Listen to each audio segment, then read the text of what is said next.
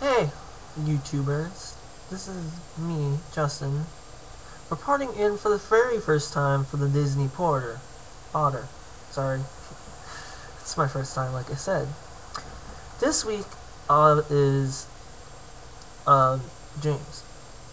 Now, it's very late here, and a lot of people will be dreaming, but not me. No. I'm not here to dream, I'm here to talk. But I mean, dreams. What are dreams? I could actually go grab my psychology book and tell you what a dream is. One second.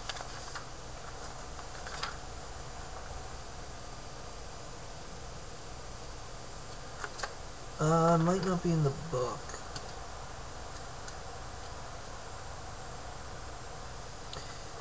According to the book, it says there's 3 major hypotheses for why we have a dream. My hair is a mess. One of the hypotheses is that dreams are used to get the brain reorganized after a day's work of thinking and dealing with problems. This makes sense because we know that the brain chemicals are used up during the day. Notice how hard it is to study on nights when you have done a lot of mental work during the day. To restore the chemicals, we have to cut off the outside world in order to keep new problems, which would require more work from getting in. So what this book basically says is, well, this is the first hypothesis, is saying we only sleep so we can get whatever we did during the day in the back of our head, and so we can move forward. However, the second hypothesis is that dreams are designed to help work with your unsolved problems left over from the day. Like, something could be like, you could have done, like, I don't know, make a sandwich, but you never knew what was in it. So, well, what happened? It just bothers you all day. Like, the certain sandwich that you never knew that was in it. And, yeah, it tasted so good. It tasted like it was made from the clouds themselves or something. I don't know. I mean, it really bothered you. So, you go to sleep and you have a dream about sandwiches and some other stuff. And what else? Okay, maybe sandwiches is a bad example, but say that something's confusing you, and say you like someone, but you can't actually tell them, or you're not actually sure about it, but your brain knows you do, but you don't know that yourself. You're mentally, you don't know that. So when you go to sleep, it gives you signs, it gives you explanations, but you don't really understand because it's just signs. You can't tell because your brain's telling you, basically smacking you with the information, but you can't actually do it. And you probably don't realize this, but it's your brain. It's there to help you. The third explanation is what is it? It is possible that we get too much unnecessary material in our files from the day's tasks. Thus, dreams result from all the electrical realignments, revising and updating going on in the brain. So basically, it's just taking everything you thought of during the day and putting it into your brain. Now, these are only book ones.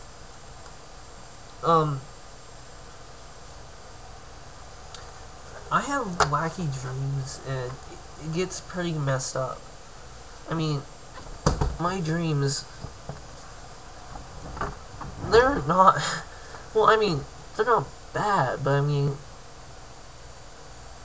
a normal person would go crazy. Well, I mean,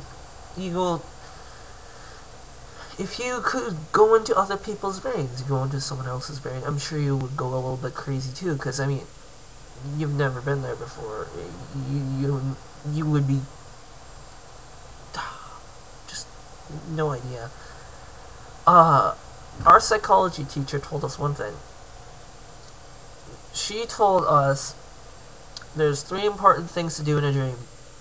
The first thing, well, in order for this to work, you would first need you would first have to remind yourself that this is not real, it's a dream.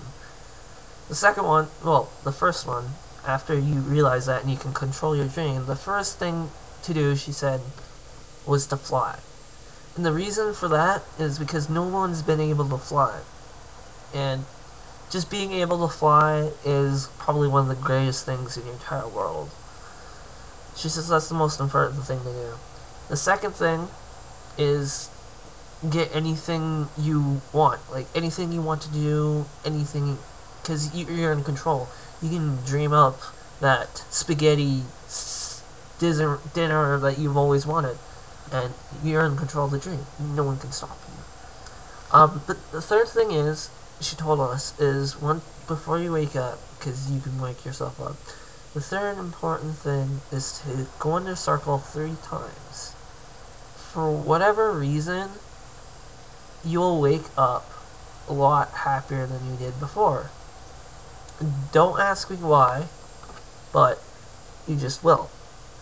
And I never understood it. I've never done it because I've never controlled my own dream. But if you guys post on this channel or this video, whatever, telling what this is, what it does, because like I want to know what happens if you twirl 3 times in a dream, and it's supposed to, when you wake up, it's supposed to make you feel a lot better. How does that affect your life? How does that help you? I have no idea. And for dreams, they're messed up for me. Like, you wouldn't believe what I've dreamed up. It's just wacky. But whatever.